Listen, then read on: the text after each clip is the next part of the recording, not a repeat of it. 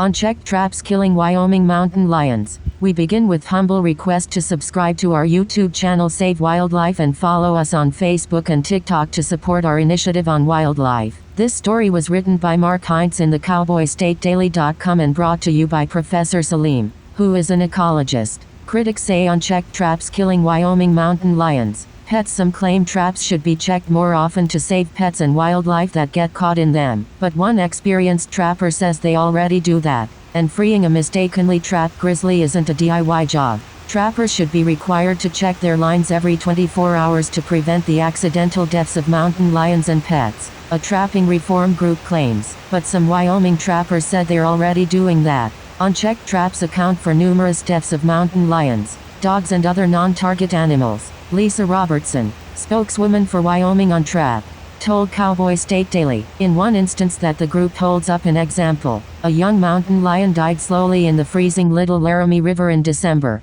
2023, after it got caught in a trapper's snare. That's why there should be regulations across Wyoming and other western states requiring trappers to check their lines at least once every 24 hours. Robertson said, "We're doing it anyway, but most trappers do that anyway." Seasoned trapper Scott Weber of Cody told Cowboy State Daily, "There's no reason to create a new regulation to enforce what's already standard procedure." He said, "I run my traps every day. Every trapper I know runs their traps every day, for 100 reasons." Weber said, "Leaving traps unattended for too long not only increases the risk of catching animals that the trappers didn't intend to, it also exposes trappers to the risk of their equipment being vandalized or stolen, or fur-bearing animals ruining their pelts through prolonged struggling." He said, "Even other wildlife can ruin a trapper's catch if it's left unchecked for too long." He said, "Eagles and hawks can swoop down and eat a catch." He said, retired federal trapper Carter Niemeyer of Idaho told Cowboy State Daily that checking traps at least every 24 hours is good ethics.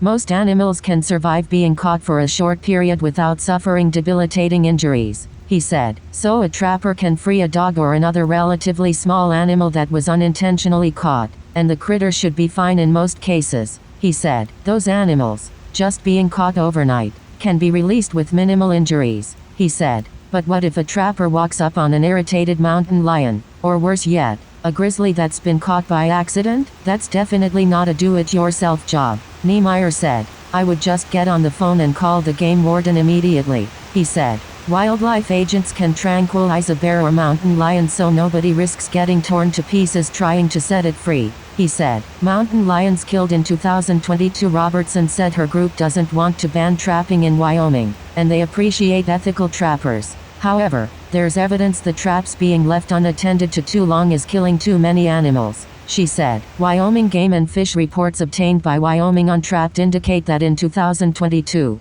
8 mountain lions died in the state after getting caught in snare traps. Traps can also be a hazard for deer, moose and other wildlife." Robertson said, "It's just about every animal out there that at some point is going to encounter traps on public land." She said, Wyoming Unchecked supports a bill, expected to go before the Wyoming legislature in 2025, establishing mandatory setback distances for traps near public trails and recreation areas. That move was inspired by the death last year of an English bull terrier named Jester, who was caught in a beaver trap near Afton. There currently aren't any plans to introduce a bill making it mandatory to check traps every day, Robertson, but she thinks that eventually, such regulations should be put in place across the West.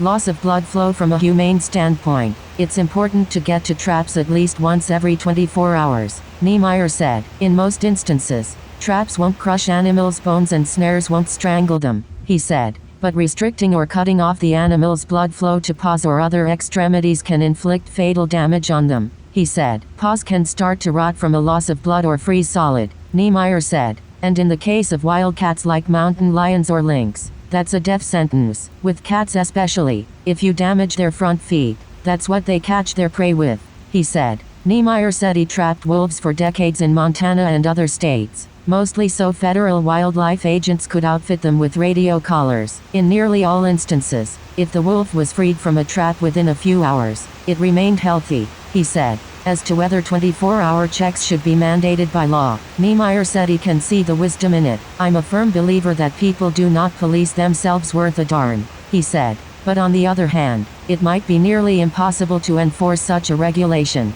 He added, wildlife agents would have a difficult time establishing when traps were set. Also, trapping frequently happens on private land, where game wardens might not have permission to go monitor trap lines. Niemeyer added, legislature has better things to do. Weber said he doesn't believe that groups such as Wyoming Untrapped aren't out to try banning trapping altogether. So, he doesn't support the trapping reform bill that is going before the 2025 legislature, or any others that might follow. It's a slippery slope. Don't give them an inch. They'll take 10 miles, not 1 mile, he said. He added that the legislature this year will be focused property tax reform and other such matters, so he doesn't see trapping reform gaining much traction. And Wyoming is also an agriculture-friendly state, where trapping is seen as a vital method of predator control. Weber added, in Wyoming, we trap to protect agriculture, he said. Many thanks for subscribing to our YouTube channel and following us on Facebook and TikTok to support our initiatives on wildlife.